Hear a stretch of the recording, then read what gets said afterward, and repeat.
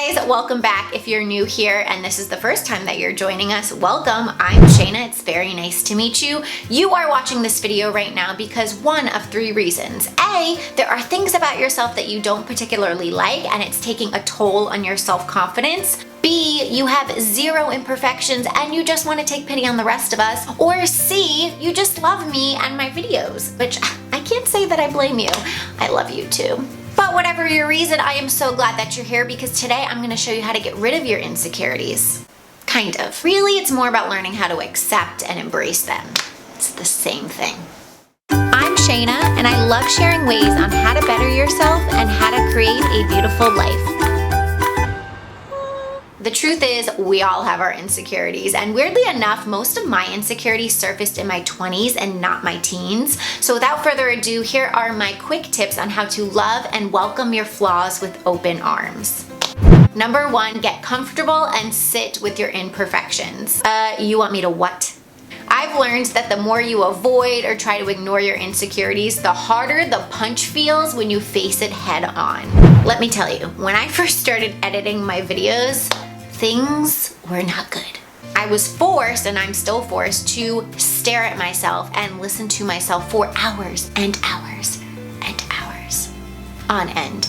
It was torture in the beginning, okay? And it sometimes still is. I'm pretty sure I cringed the entire way through my first couple of videos. I was like, that's what I look like? Why does anybody like me? That's what I sound like? Wow, I'm pretty annoying. But with each week that goes by that I am forced to be with myself and all the nooks and crannies that make up who I am, the easier it gets to just accept myself. So let's say that you go heavy on the makeup every single day. It's gonna be a pretty unpleasant experience for you to look at your naked face, right? You might dodge mirrors, you don't jump in the swimming pool because you gotta hide your insecurity from other people. It's exhausting. I challenge you to get familiar and get to know your insecurities. You may not get to a place where you are ecstatic about your clown feet, right? But that's okay. This step is meant to get you to the place of, okay, I'm not so crazy about this part of me, but it's really not that big of a deal. It's just part of who I am, and it's just part of the package. Number two, remember that we're all struggling with something.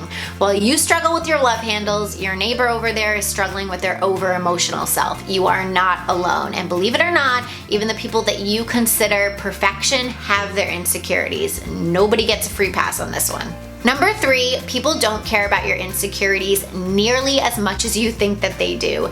They are too concerned with their own insecurities, so don't flatter yourself. It's like when you have a huge pimple and you think that someone can't stop staring at it, but in reality, they didn't even notice until you said something. Yeah, it's kind of like that.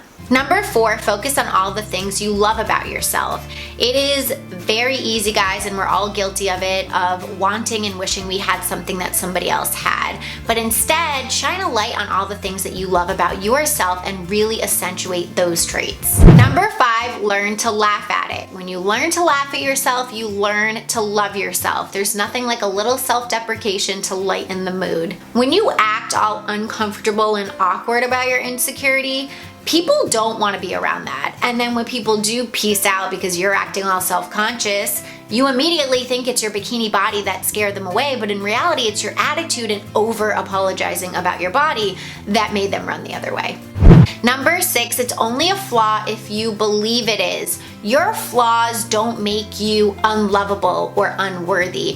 It's your thinking about your flaws that cause you to feel unlovable and unworthy. Somebody else who has the same extra junk in the trunk thinks it's fantastic while you are thinking it's pretty terrible. Same asset, get it? Asset. Different mindset. You may not be able to change something about yourself, but you always have the option to change your perspective. Number seven, sometimes you can change it. If it's a personality trait that you're not crazy about, you can take steps to improve it. You know that you're needy, but you want to be more independent. Fantastic.